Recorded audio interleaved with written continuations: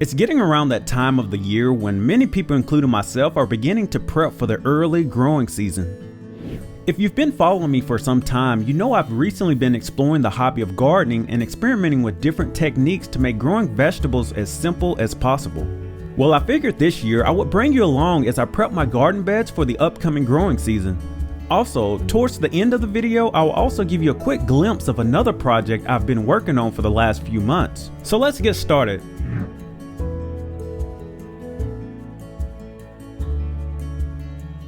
If you look closely, you can notice my soil level is quite low in the garden bed. So the first task I needed to do was replenish my garden bed with the nutrients and natural materials that were lost from the previous growing season. I used a variety of natural materials to create my garden bed soil, and most of these items are what Mel Bartholomew recommended for square foot garden systems.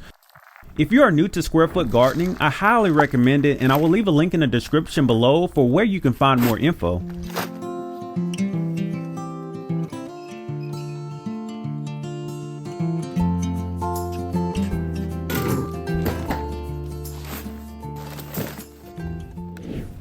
The first ingredient I added to my soil is compost, which contains all the nutrients the vegetables will need to grow. I bought different types of compost from my local nursery and big box stores to provide a mixed and balanced source of nutrients, but you can also create and use your own compost.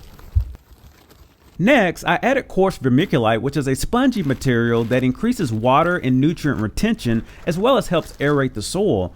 Now, vermiculite can be a little hard to find and is one of the more expensive materials used, but since it does not decompose over time, it is not something you have to replenish every year.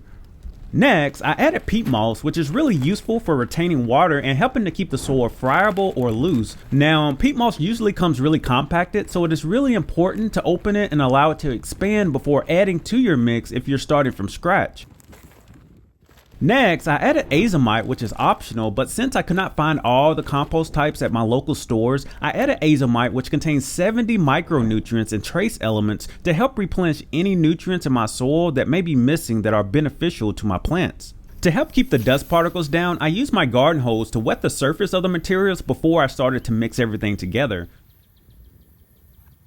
Note, if you're starting your garden bed from scratch and you are wanting to use Mel's nutrient mix, Mel recommends mixing 3 equal parts of compost, peat moss, and vermiculite. Since I'm only topping off my garden beds, I am quickly estimating how much I need, so do not follow my approach here in this video for a new garden. Also, if you can find a second person to help, I recommend using a tarp to mix the materials together. I'm using a wheelbarrow since I'm demonstrating this by myself, but a tarp definitely makes the job much easier.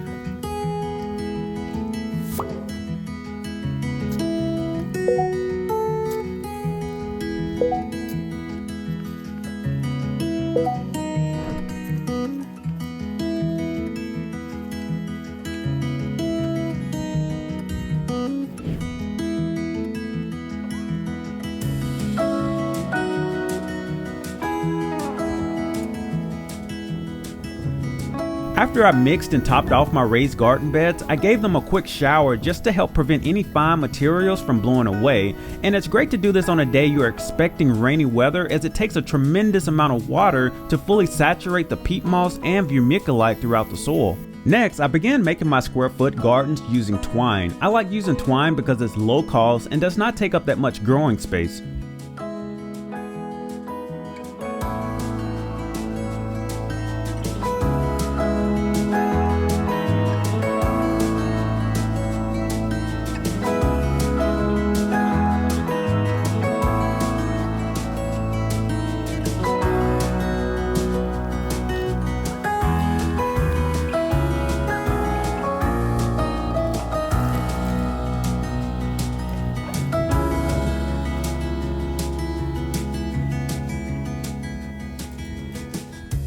After the square foot grids were completed, I began reinstalling my PVC-based drip irrigation system.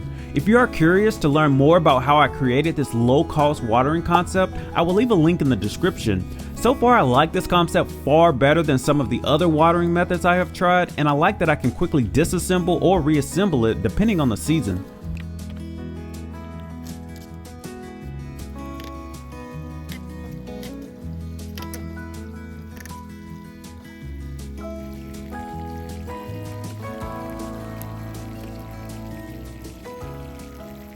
So since my last frost date has not quite passed yet for my area, this is about as far as I plan to go at the moment with the prep work for my outdoor garden, but I've been working on something a little bit better indoors that I'll quickly show you. Now, growing outdoors is great and all, but it does come with its challenges such as dealing with pests eating your crops, unpredictable weather and temperatures, and limited growing time frames. Well, to combat some of these problems and to increase my knowledge, I've been experimenting with DIY indoor hydroponics, which will allow me to grow certain vegetables all year long and not worry about some of the issues I mentioned with outdoor gardening. Now, hydroponics also has its challenges if you are a beginner, but luckily the concept has been around for a while, so there's plenty of useful information out there to get you started and reduce some of those beginner mistakes.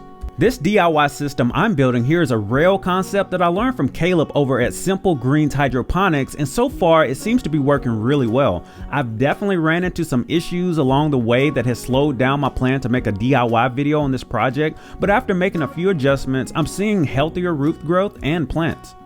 At the bottom of my metal shelf, I'm experimenting with another hydroponic concept called DWC, which is also doing really well for the lettuce I've been growing. To the left is another growing technique I'm trying for the first time, which is using solo cups as a way to start growing some of my seeds indoors and then transplanting those plants into my outdoor garden when the time comes. Overall, my biggest goal when it comes to gardening is to continue to learn a little more each growing season to increase my knowledge about growing my own food and naturally become more self-sufficient over time. I also urge, if you've been putting off gardening for any particular reason, I highly recommend you start looking into it, as there's a proven growing method for a variety of people and living situations. There is also a sense of pride of joy that comes from being able to harvest food from your own garden. Again, if you would like to learn more about the square foot gardening method, I will leave links in the description below. And if you enjoyed this video or think it will be useful to others, be sure to subscribe, like, and hit the notification bell so you don't miss out on future videos. Thanks for watching, and I'll see you next time.